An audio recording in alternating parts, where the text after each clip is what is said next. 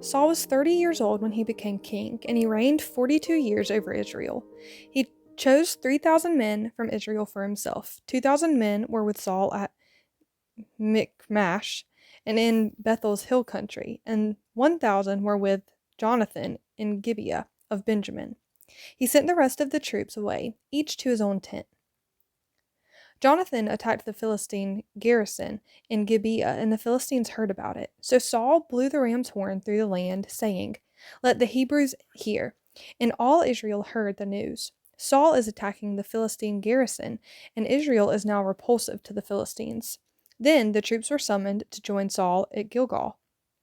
The Philistines also gathered to fight against Israel. 3,000 chariots, 6,000 horsemen, and troops as numerous as the sand on the seashore. They went up and camped at Michmash, east of Bethaven. The men of Israel saw that they were in trouble because the troops were in a difficult situation. They hid in caves and thickets, among rocks, and in holes and cisterns. Some Hebrews even crossed the Jordan to the land of Gad and Gilead. Saul, however, was still at Gilgal, and all his troops were gripped with fear. He waited 7 days for the appointed time that Saul had set, that Samuel had set, but Samuel didn't come to Gilgal, and the troops were deserting him. So Saul said, "Bring me the burnt offering and the fellowship offerings." Then he offered the burnt offering. Just as he finished offering the burnt offering, Samuel arrived. So Saul went out to greet him, and Samuel asked, "What have you done?" Saul answered, "When I saw the troops were deserting me, and you didn't come within the appointed days, and the Philistines were gathering at Michmash, I thought the Philistines will now descend on me at Gilgal, and I haven't sought the Lord's favor. So I forced myself to offer the burnt offering."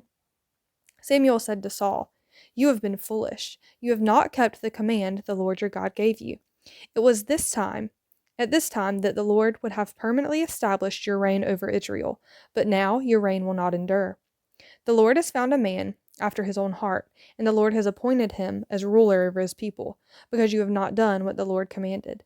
Then Samuel went from Gilgal to Gibeah in Benjamin. Saul registered the troops who were with him, about 600 men. Saul, his son Jonathan, and the troops who were with them were staying in Gibeah of Benjamin, and the Philistines were camped at Michmash. Raiding parties went out from the Philistine camp in 3 divisions.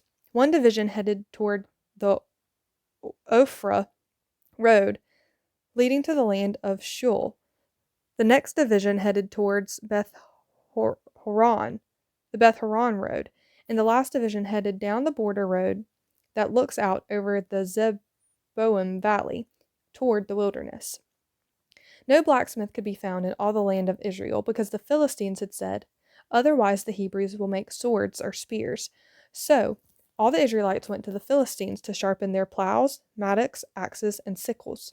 The price was 2/3 of a shekel for plows and mattocks, and 1/3 of a shekel for pitchforks and axes, and for putting a point on a cattle prod.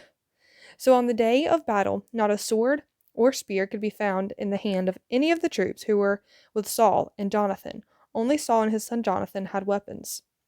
Now, a Philistine garrison took control of the pass at Michmash. The same day, Saul's son Jonathan said to the attendant who carried his weapons, "Come on, let's cross over to the Philistine garrison on the other side." However, he did not tell his father. Saul was staying under the pomegranate tree in Migron, on the outskirts of Gibeah. The troops with him numbered about 600. Ahijah, who was wearing an ephod, was also there. He was the son of Ahitub, the brother of Ichabod, son of Phinehas, son of Eli the Lord's priest, in Shiloh. But the troops did not know that Jonathan had left. There were sharp columns of rock on both sides of the pass that Jonathan intended to cross to reach the Philistine garrison. One was named Bozez and the other Seniah. One stood to the north in front of Michmash, and the other to the south in front of Geba. Jonathan then said to the attendant who carried his weapons, "Come on, let's cross over to the garrison of these uncircumcised men. Perhaps the Lord will help us. Nothing can keep the Lord from saving, whether by many or by few." His armor-bearer responded, Do what is in your heart. Go ahead, I'm completely with you." "All right," Jonathan replied. "We'll cross over to the men and then let them see us. If they say, 'Wait until we reach you,' then we will stay where we are and not go up to them. But if they say, 'Come on up,' then we'll go up because the Lord has handed them over to us. That will be our sign." They let themselves be seen by the Philistine garrison, and the Philistines said, "Look, the Hebrews are coming out of the holes where they've been hiding." The men of the garrison called to Jonathan and his armor-bearer. "Come on up, and we'll teach you a lesson," they said. "Follow me," Jonathan told his armor-bearer, "for the Lord has handed them over to Israel." Jonathan climbed up using his hands and feet, with his armor-bearer behind him. Jonathan cut them down, and his armor-bearer followed and finished them off. In that first assault, Jonathan and his armor-bearer struck down about 20 men in a half-acre field. Terror spread through the Philistine camp and the open fields to all the troops. Even the garrison and the raiding parties were terrified. The earth shook, and terror spread from God. When Saul's watchmen in Gibeah of Benjamin looked, they saw the panicking troops scattered in every direction.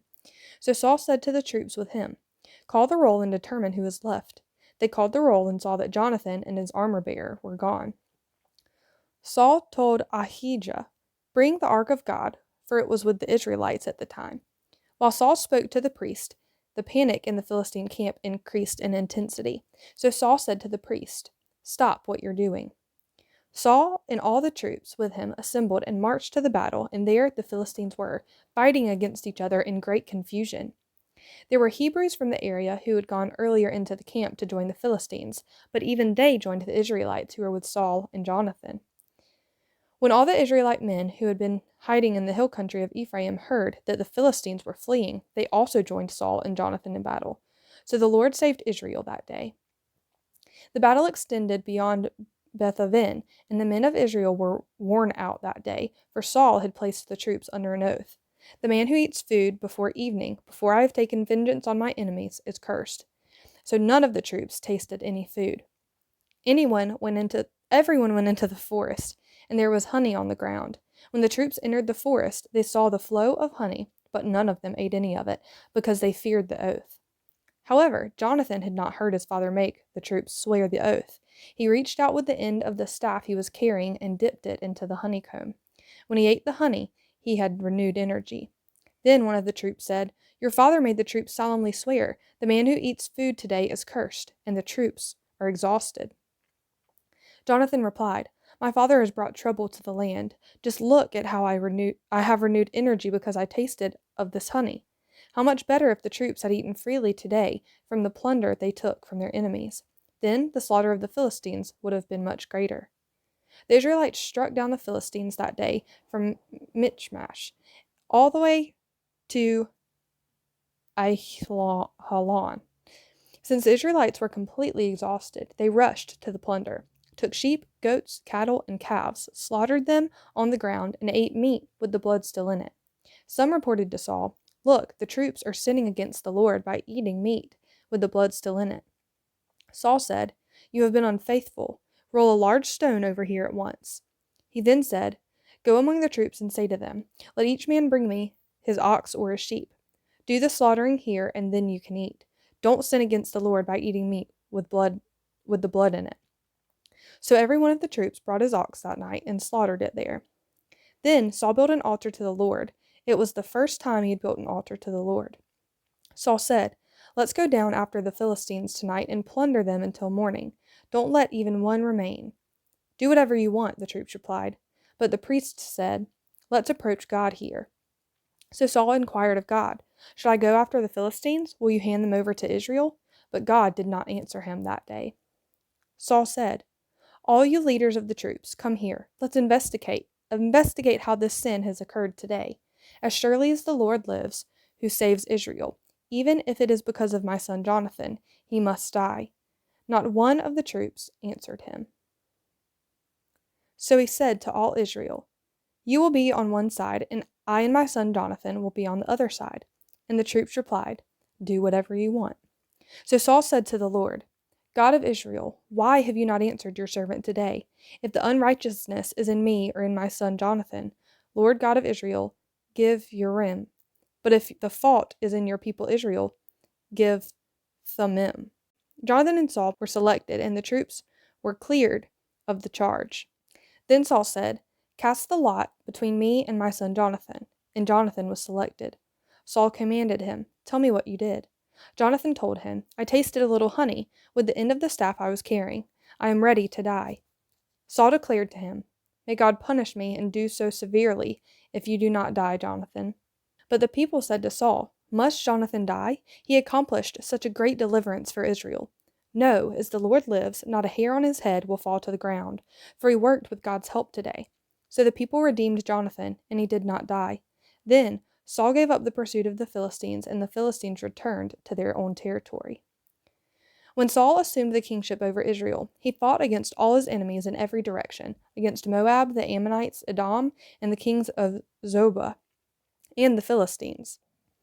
Wherever he turned, he caused havoc. He fought bravely, defeated the Amalekites, and rescued Israel from those who plundered them. Saul's sons were Jonathan, Ishvi, and Malchishua.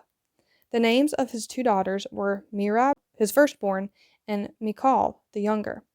The name of Saul's wife was Ahinoam, daughter of Ahimaaz. The name of the commander of his army was Abner, son of Saul's uncle Ner. Saul's father was Kish. Abner's father was Ner, son of Abiel. The conflict with the Philistines was fierce all of Saul's days, so whenever Saul noticed any strong or valiant man, he enlisted him.